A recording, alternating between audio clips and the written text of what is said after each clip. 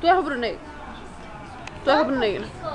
Eu não sou, tira. Por que tu não é rubro-negra? Tira porque eu sou do time. Ah, então eu só vou levar pro cinema rubro-negro, eu e de Tom. Não vai sair tricocô com a gente, não. Tu não vai, não. Tu é rubro-negra ou Santa Cruz? Hein? Rubro-negra? Tá. Vai dizer, eu amo o esporte, então. Não. Diga, eu sou rubro-negra, eu amo o esporte. Não. Por favor. Não. Então não vou levar você pro shopping mais. Quer ir, não? Tá nem aí?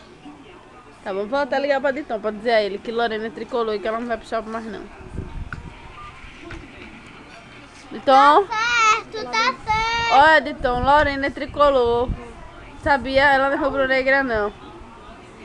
A gente vai levar ela pro esporte, pra o cinema, nem pro shopping, não, viu? Sim? Né, Lorena? Tu não é tricolor?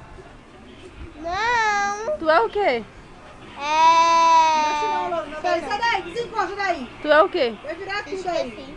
Esquecesse o que é que tu é? Vai, de tu tá querendo saber aqui o que é que tu é. Mas você esquece. Não. Lá ele tirou esporte. Eu falei com a Deus agora, ela disse que vai. Vai? É onde? Tchau, rubro-negra. Beijo. Quer saber de Lorena, né? É. É né de Matheus. Vai, meu, não sabe.